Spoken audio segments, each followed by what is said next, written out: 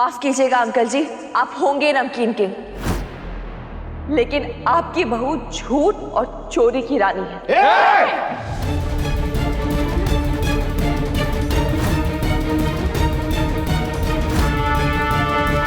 ए लड़के, जुबान संभाल के बात कर। तू चंद्रकांत मित्तल के घर में खड़ी है, देविका मित्तल के घर में खड़ी है, समझे? ए चाट वाली, अपनी औकात मत भूल।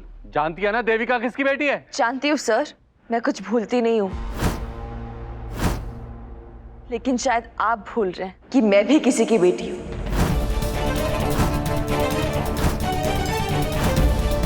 हाँ ठीक है, पैसे में आप होंगे हमसे बड़े, लेकिन हमारी इज्जत भी किसी से कम नहीं है। होगी आपकी शान बहुत ऊंची, लेकिन जब हमारी इज्जत पे उंगली उठेगी तो हम नीची आवाज में बात नहीं करेंगे।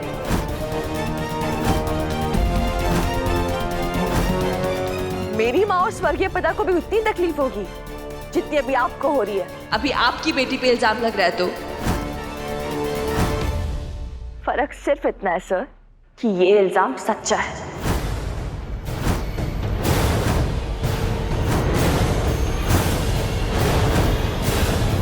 तो बताइए देविका जी, आपने मेरा खाना चोरी कैसे करवाया? मैंने ऐसा कुछ नहीं किया। अच्छा, तो फिर सेम टू सेम खाना इतनी जल्दी कैसे किसी और केटर से बनवा लिया आपने?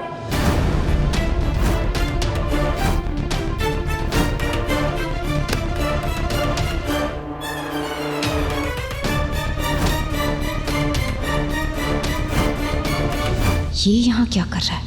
ये उल्लू मरवाएगा मुझे। आप सबको मेरी ऊंची आवाज से प्रॉब्लम होगी, लेकिन इनकी नीची हरकत पे किसी ने कोई उंगली नहीं उठाई।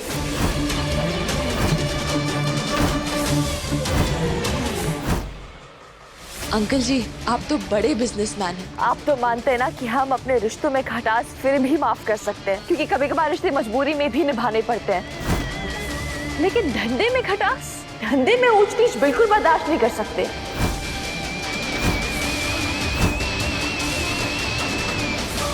मैंने सोचा था ये धंधा करके पहली बार आप सबसे रिश्ता जोड़ूंगी,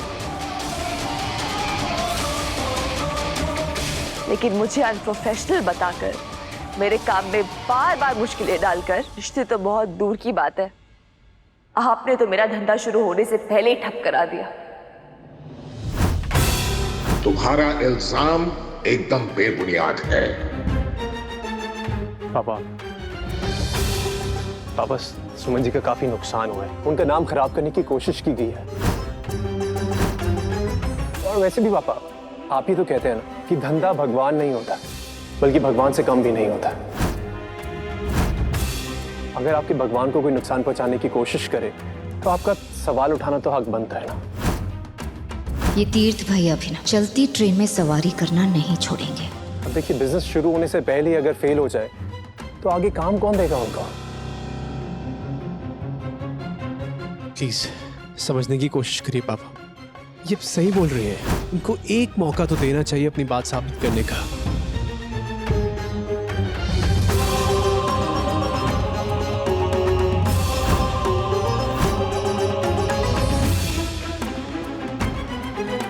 देविका, मुझे तुम पर पूरा भरोसा है, लेकिन अब सवाल उठाया है तो जवाब तो देना पड़ेगा।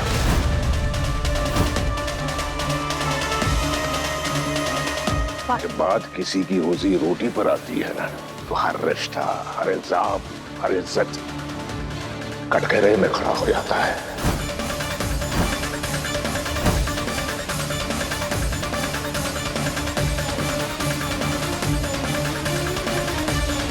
बिहाई जी, इस 2 टके की लड़की के लिए आप... मिनिस्टर साहब, दो बेटियों के पिता हैं आप। किसी भी लड़की की कीमत लगाना, उसकी औकात दिखाना आपको शोभा नहीं देता है। आपकी बेटे की उम्र की हूं मैं, अपनी बेटे की भी कीमत लगाते हैं आप। ए चाट वाली, पापा प्लीज, इल्जाम मुझ पे लगा है तो मुझे जवाब देना ही होगा।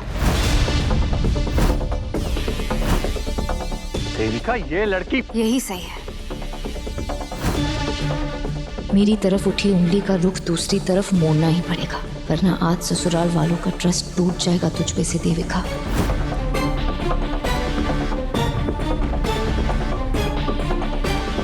मैडम, ना मैं केटरर हूँ ना मुझे केटरिंग का शौक है। अगर तुम्हारा खाना चोरी हुआ भी है तो केटरर्स ने किया है। इल्जाम उन पे लगना चाहिए, मुझ पर नहीं।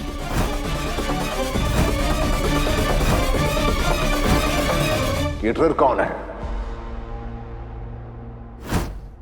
केटरर कौन है? जल्दी चल कुल्लू, इस मैडम जी के चक्कर में कहीं फंस ना जाए तू। मुझे यहाँ होना ही नहीं चाहिए था।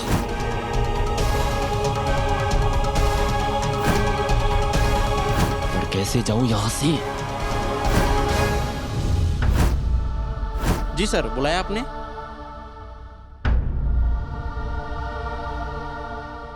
खाना तुम लोगों ने बनाया है?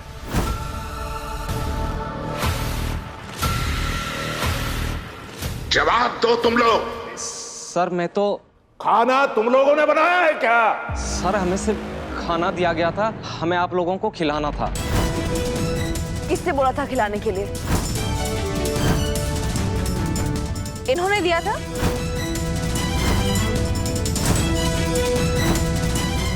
नहीं मैम, किसी आदमी का फोन आया था।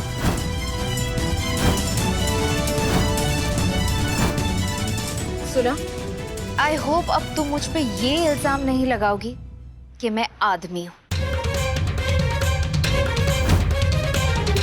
पापा जी, मैंने कुछ नहीं किया है। ये लड़की बस। एक मिनट मैडम,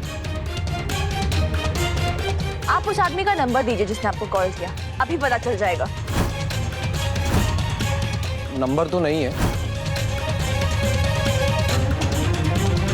अरे ऐसे वैसे तो मैं अपने तरीके से पूछ सकता हूं, लेकिन इस बार शराफत से पूछ रहा हूं। नंबर दे रहे हो या पुलिस को बुलाओ?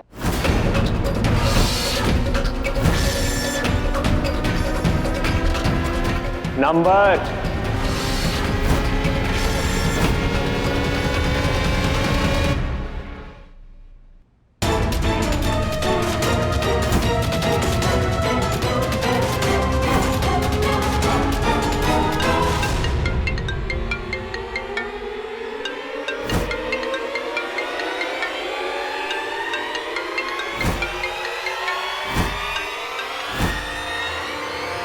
पकड़ो उसे।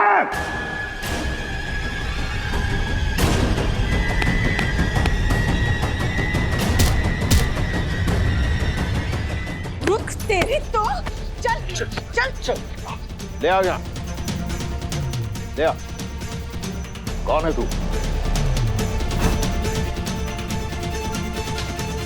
जानता हूं इसको मैं।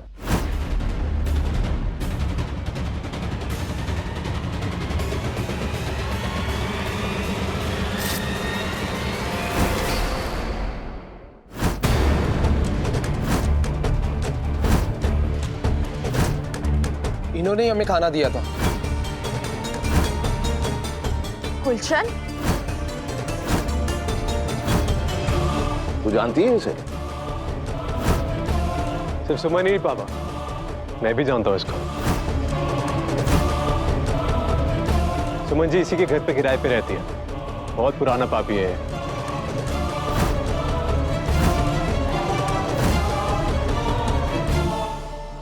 तू बता किसके कहने पे किया ये सब?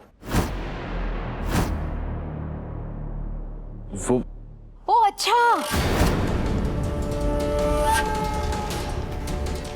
तीर्थ भैया बिल्कुल सही कह रहे। इन दोनों के बीच में कुछ हुआ होगा झगड़ा, और बदला लेने के लिए इस आदमी ने खाना चोरी किया होगा। और तुमने कन्वीनियंटली पूरा इल्जाम मुझ पर लगा दिया, है ना? इन दोनों के झगड़े की वजह से मेरा घर जल रहा है। ए लड़की, पता चल गया? दूध का दूध, पानी का पानी हो गया ना? अंकल जी, आप तो नमकीन किंग हैं। इतना तेज दिमाग है आपका, आप फिर भी ये सारी डिटेल्स मिस आउट कैसे कर रहे हैं? या फिर जानबूझ के आपकी बहू की तरफ जो भी हिंट्स आ रहे हैं आप उसको देखकर भी अनदेखा कर रहे हैं?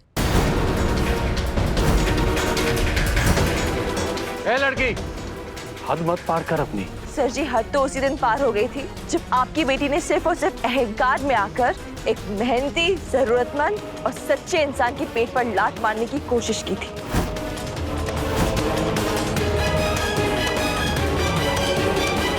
सुमन, सुमन प्लीज काम डाउन। मैं तुम पर इल्जाम नहीं लगा रही हूँ। गलती तुम्हारी नहीं थी, इस आदमी की थी। So please relax. पर मैं आप पे इल्जाम लगा रही हूँ।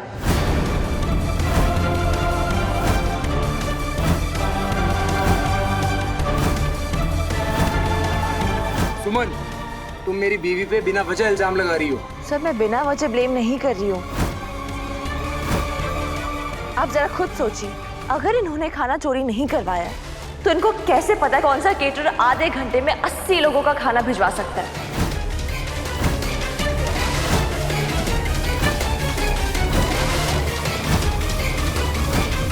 वो भी same food, same menu, same सब कुछ जो मैंने बनाया था।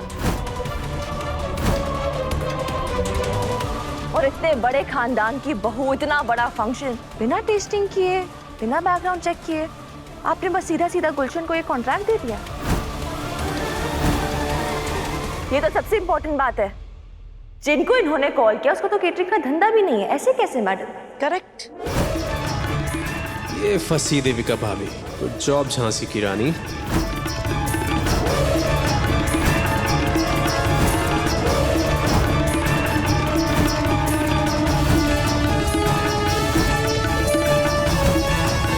हमारी भाभी चोर नहीं है। ये लड़की तो कुछ भी बोलती है।